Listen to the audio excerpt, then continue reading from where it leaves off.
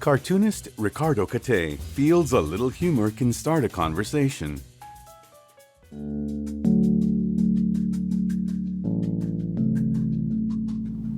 I want people to laugh. I want people to feel good.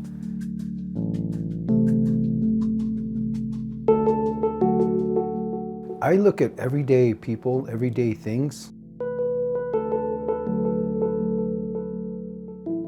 I do stand-up comedy too, and so recently I was at San Felipe doing a joke, and it was actually an actual conversation with Adam Sandler when he asked me on the set of Ridiculous Six, what kind of native I was. And I told him I'm part Chickasha, I'm part Potawatomi, and I'm part Paiute. And he says, oh yeah? And I said, yeah, people just call me Chicken Pot Pie. And he didn't know, whether to laugh or not until he saw me smile, and then he laughs and he says, that's funny. And so I use a lot of that material.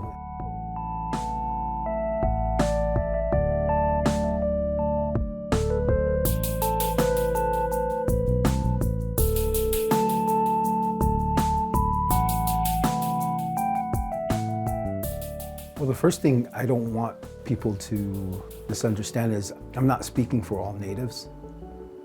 I'm just speaking from my experience and what I've seen out there in the dominant culture, and from what I've read from history books, and I base all of my cartoons on those experiences. I would just like to get a lot of those issues, land rights, water rights, treaties not honored. I just like to put those issues on the table. People don't want to read about mascots or the argument, but people will definitely look at a cartoon. And so right there, that gets my foot in the door. And so it's a very good way to get a lot of those points across.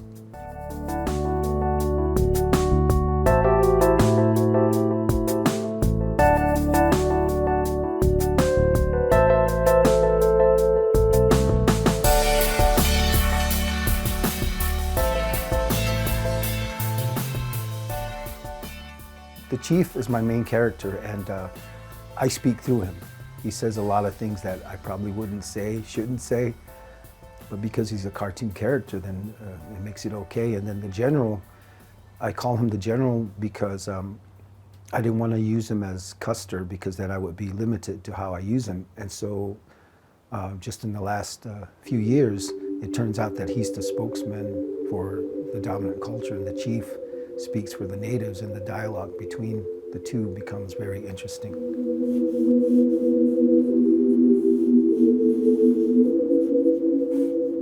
When I'm approaching difficult subjects, I try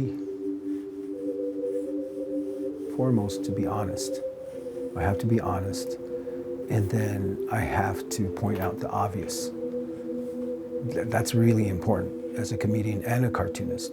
You have to point out the obvious and make it as silly as you can, because most of it is silly, and you just have to, my job is just to point that out. When you laugh at yourself, you're very comfortable in who you are. And I think as a boarding school student, as an ex-Marine, as a person who I went to college and I was overseas, and I got to see half the world. And in that journey, I became very confident in who I am as a person, as a native. I think I do what I do because I'm not afraid to fail. I'm not afraid that a cartoon's not going to be funny.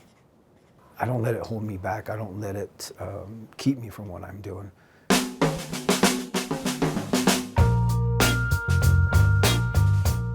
Like the fast food piece, that was one of the very first cartoons I did.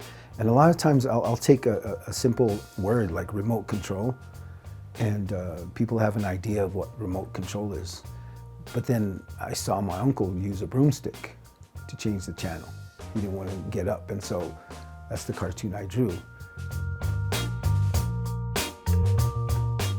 I'm diabetic, and so when the doctor came wheeled over after an examination and gave me the worst news of my life. He told me, "Mr. Kate, you have diabetes." I looked at him and I said, "Oh yeah, well you have cooties." He made a face and he goes, "Okay, I'm gonna ask you a series of questions.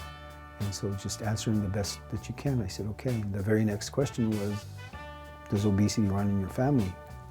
I said, "No, nobody runs in my family." And then he says, "Why are you doing that?" And I said, "You just gave me the worst news of my life. And this is how I deal with it, through humor."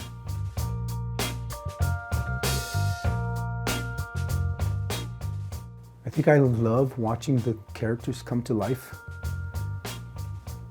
I wake up wondering what the chief is going to say today. I speak through him, and I should know what he's going to say.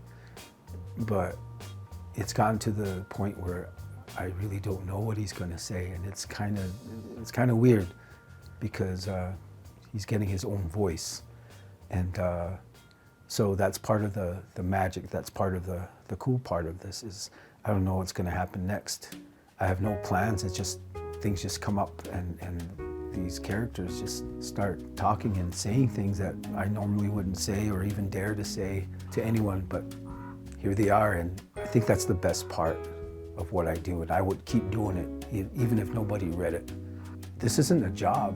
It's just fun.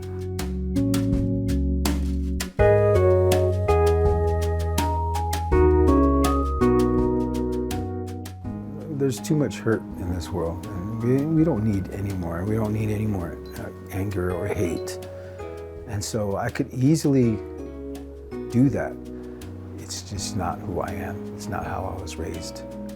As human beings, we're sharing this planet, we're sharing this country, we're all in this together.